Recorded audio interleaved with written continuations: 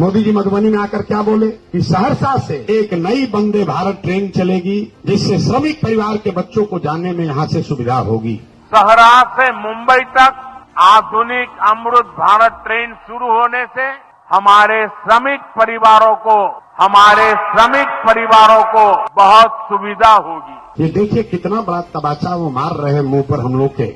वो authorise prime minister कह रहा है कि यहाँ से आपको ट्रेन दिया जाएगा ताकि आपके बच्चे मजदूर बनकर जाएंगे गुजरात में काम करने। कभी आपने सोचा कि मोदी जी जाकर ये गुजरात में कह सकते हैं?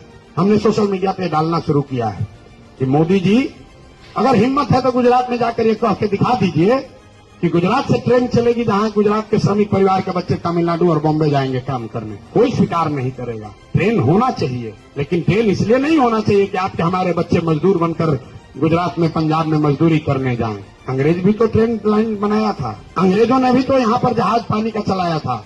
आपके हमारे पूर्वज को पकड़ के ले जाते, चलो मॉरिशस में मसाला का खेती करना, तो क्या आपका हमारा भला कर रहा था?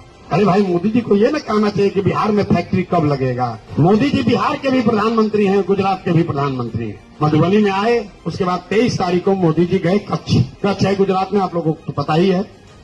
आपसे मैं आग्रह करूंगा, मोदी जी का गुजरात का भाषण सुन लीजिए और बिहार का भाषण सुन लीजिए। कच्छ में जाकर उन्होंने कहा कि कच्छ के मेरे भाइयों, दुनिया का सबसे बड़ा सोलर पार्क अब हमारे कच्छ में होगा। दुनिया के सबसे बड़े सोलर पावर प्रोजेक्ट में से एक यहां मेरे कच्छ में बन रहा है। तो मोदी जी जब गुजरात में भाषण देते हैं तो कहते हैं यहाँ पर गुजरात समिट होगा, बुलेट ट्रेन बनेगा, गिफ्ट सिटी बनेगी, इंडस्ट्रियल डेवलपमेंट होगा। गुजरात जब 75 साल का हो तो अभी से उसका विजन हो जाना चाहिए कि गुजरात में शिक्षा का स्तर क्या होगा, इंडस्ट्री का स्तर क्या होगा। तो आपको हमारे बच्चों को 5 किलो अनाज बेच रहे हैं और गुजरात में जाकर फैक्ट्री की बात कर रहे हैं। आपको तय करना है कि आपको फैक्ट्री बिहार में चाहिए, ग्रोथ बिहार में चाहिए कि गुजरात में चाहिए। लेकिन सब सुनने समझने के बाद आप फिर जाकर भाजपा का बटन दबाइएगा तो फिर कैसे सुधार हो? और अगर आपको वही करना है तो उसी में जिंदा रहिए। तब यहाँ का बिजनेसमैन कभी गुजरात के बिजनेसमैन से कम्पीट नहीं कर पाएगा, कभी जीवन में नहीं कर पाएगा। बिहार में कोई बिजनेसमैन एक बता दीजिए जो बिलियनर हो। मतलब भारत में अभी दुनिया में तीसरे नंबर पर सबसे ज्यादा बिलियनर्स हैं। 13 करोड़ की आबादी में एक आदमी बिलियनर हो तो बता दीजिए। आप लोग तो सब पैसे वाले लोग हैं। हम तो एकदम डंके की चोट पर कहते हैं बिहार में किसी को 100-200